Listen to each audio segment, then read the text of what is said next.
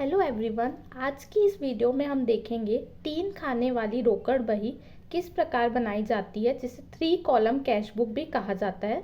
आपके सामने एक क्वेश्चन है। मैं आप सभी से रिक्वेस्ट करूंगी, आप इसका स्क्रीनशॉट ले लीजिए और इसे नोट डाउन कर लीजिए। चलिए अब हम इसका सॉल्यूशन देखते हैं। इस प्रकार का इसका फॉर्मेट बनता है। ऊपर आपको लिखना है 3 खाने वाली रोकड़ बही। इसे 3 खाने वाली रोकड़ बही इसलिए कहा जाता है क्योंकि इसमें 3 कॉलम है, बट्टा, रोकड़ और बैंक।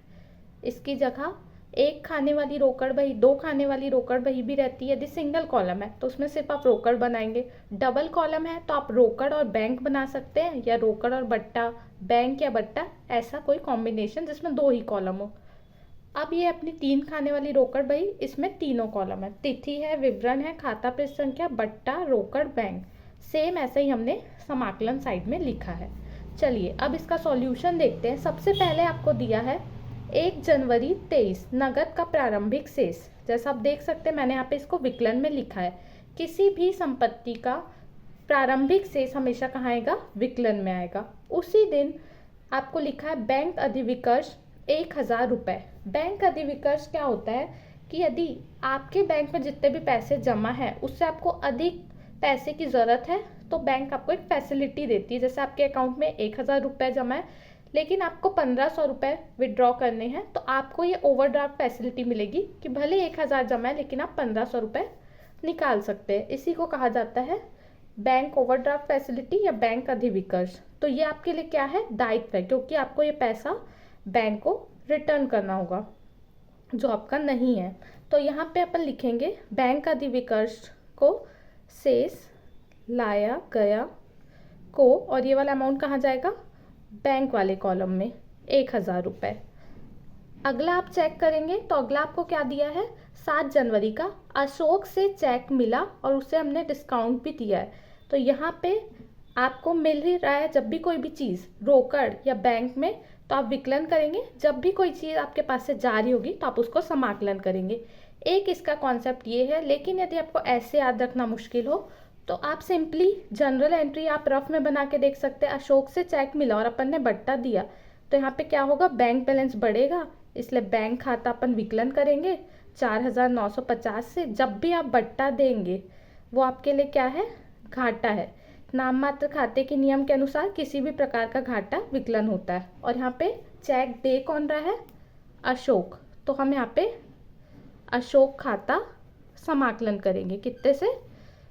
5000 से। तो आप इस तरीके से रफ में एंट्री बना के भी पोस्टिंग कर सकते हैं। अब अपन क्या करेंगे? अब अपन यहाँ पे डालेंगे 7 जनवरी 23। बैंक और बट्टा खाता क्या हुआ है? विकलन। तो इन दोनों खाते के विकलन पक्ष में हम जाके लिखेंगे क्या? अशोक खाता से बट्टे वाले कॉलम में आ जाएगा 50 रुपये और बैंक वाले कॉलम में आ जाएगा 4950। तो दोनों तरीके हैं। आप चाहें तो इस प्रकार से रफ में एंट्री करके भी पोस्टिंग कर सकते हैं, या तो आप ऐसा याद भी रख सकती कि जब भी आपको पैसा मिल रहा हो, चाहे बैंक में चाहे रोकड़ में, तो विकलन करना, और जब भी पैसा जा रहा हो तो क्या करना है? समाकलन करना। वैसे ही जब भी आप बट्टा दे रहे हो, घाटा है, आप उसको विकलन करेंगे। जब भी आपको बट्टा मिलेगा तो आप क्या करेंगे? समाकलन में लिखेंगे। आगे चलते हैं। 9 जनवरी को लिखा है बैंक में नगद जमा किए। तो बैंक में नगद जमा किए की एंट्री क्या होगी आपकी? यहाँ पे आप देख सकते हैं बैंक बैलेंस बढ़ जाएगा। बैंक खाता विकलन किससे? रोकड़ खाता से। अमाउंट है आपका 1000 रुपये। इस एंट्री की खासियत क्या है कि आप देख सकते हैं इसमें बैंक और रोकड़ दोनों प्रभावित हो रहे हैं।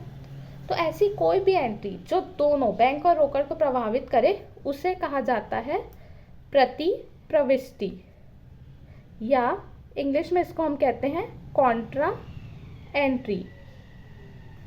तो अब चलिए इसकी पोस्टिंग कैसे होगी वो देखते हैं। सबसे पहले हम डेट डालेंगे विकलन साइड में 9 जनवरी 23। बैंक खाता विकलन हुआ है। यहाँ पे हम लिखेंगे रोकड़ खाता से। अमाउंट जाएगा कहाँ? बैंक वाले कॉलम में। अब कॉन्ट्रा एंट्री के लिए आपको यहाँ खाता पृष्ठ संख्या में सी करके डिनोट करना पड़ता है, जो दिखाता है कि ये प्रति प्रविष्टि है। अब इसकी दूसरी पोस्टिंग कहाँ होगी? समाकलन साइड में। हम जाएंगे, लिखेंगे बैंक खाता को, अमाउंट कहाँ जाएगा? रोकड़ वाले कॉलम में। और यहाँ पे भी हम इसको सी से डिनोट करेंगे, ये दिखाने की एक प्रति प्रविष्टि है। इसके बाद अगला आपको दिया है 11 जनवरी 23 का योगेंद्र ने नगद दिए। तो वापस से पैसा मिल रहा है, तो कहाँ पे आना चाहिए आपका? विकलन में। क्या लिखेंगे? योगेंद्र खाता से, और आपका अमाउंट कहाँ पे चला जाएगा? रोकड़ वाले में, क्योंकि आपको नगद मिल रहा है। इसके बाद अगला आपको क्या दिया है? 15 जनवरी 23 का निजी व्यय के लिए बैंक से निकाले। अब क्या हो रहे हैं? पैसे जा रहे हैं। तो अब हम समाकलन साइड में लिखेंगे आहरण को। जब भी मालिक अपने निजी खर्चे के लिए पैसे निकाले तो उसको कहा जाता है आहरण। और कहाँ से पैसे निकाले जा रहे हैं? बैंक से। तो अब आपका क्या होगा? बैंक बैलेंस कम होगा, इसलिए आप बैंक वाले कॉलम में 100 रुपये लिखेंगे। ये चीज़ ध्यान रखना हमेशा कि क्या जा रहा है, पैसे के थ्रू आप पेमेंट कर रहे हैं कि चेक के थ्रू, या बैंक से आपके पैसे कम हो रहे हैं। तो कॉलम लिखते टाइम आपको मिस्टेक नहीं करनी है। लास्ट आपको दिया है 20 जनवरी का ऋण का भुगतान पाया 3000 रुपये, और इसमें से 2000 रुपये बैंक में जमा किए। तो सबसे पहले 3000 रुपये मिलने की एंट्री होगी। पैसा मिल रहा है इसलिए विकलन में लिखेंगे। यहाँ पे हम लिखेंगे ऋण खाता से, और कहाँ पे जाएगा ये अमाउंट आपका? रोकड़ वाले कॉलम में। अब हमने क्या किया? 3000 रुपये मिले हमको, हमने 2000 रुपये तुरंत बैंक में जाके जमा कर दिए। तो वापस से इसी प्रकार की कॉन्ट्रा एंट्री होगी। एक बार हम फिर से देख लेते हैं। बैंक में बैलेंस बढ़ जाएगा तो बैंक खाता विकलन 2000 से, आपके पास से रोकड़ जाएगा तो रोकड़ खाता हो जाएगा समाकलन। ये हो गई आपकी वापस से प्रति प्रविष्टि। चलिए अब इसकी हम पोस्टिंग करते हैं। सबसे पहले विकलन साइड में जाएंगे। बैंक खाते के विकलन में हम क्या लिखेंगे? रोकड़ खाता से, अमाउंट जाएगा आपके बैंक वाले कॉलम में, और यहाँ पे आप प्रति प्रविष्टि का कॉन्ट्रा एंट्री का सी लिखेंगे।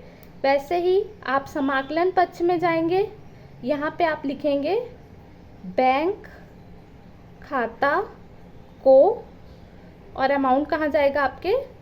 रोकड़ वाले कॉलम में। इस प्रकार से आपने सारी एंट्री कर ली हैं।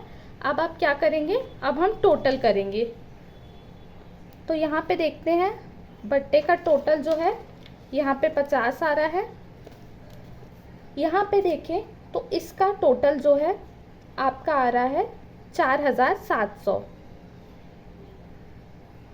यहाँ पे यदि हम इसका टोटल करें तो ये हो गया आपका 7950। अब यहाँ पे देखें तो बैंक और रोकड़ का तो हम शेष निकालेंगे, लेकिन बट्टे का कोई शेष नहीं निकाला जाता। सीधे अब हम 31 मार्च 23 की डेट डालेंगे। 4700 रुपये आपके पास आए हैं, आपने 3000 रुपये खर्च कर दिए, तो शेष आपके पास जो बचा वो आप यहाँ पे लिख देंगे। शेष आपके पास बचेगा 1700। वैसे ही आपके पास 7950 रुपये बैंक में आए, आपने 1100 रुपये खर्च कर दिए, तो 6850 रुपये आपके पास बैंक में बचेंगे। इसी के साथ अपन यहाँ का भी टोटल कर देंगे।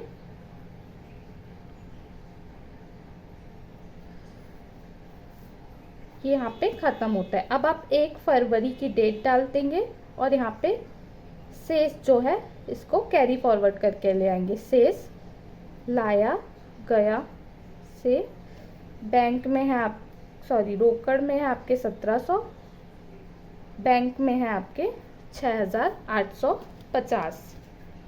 तो इस प्रकार से आपकी एंट्री होगी।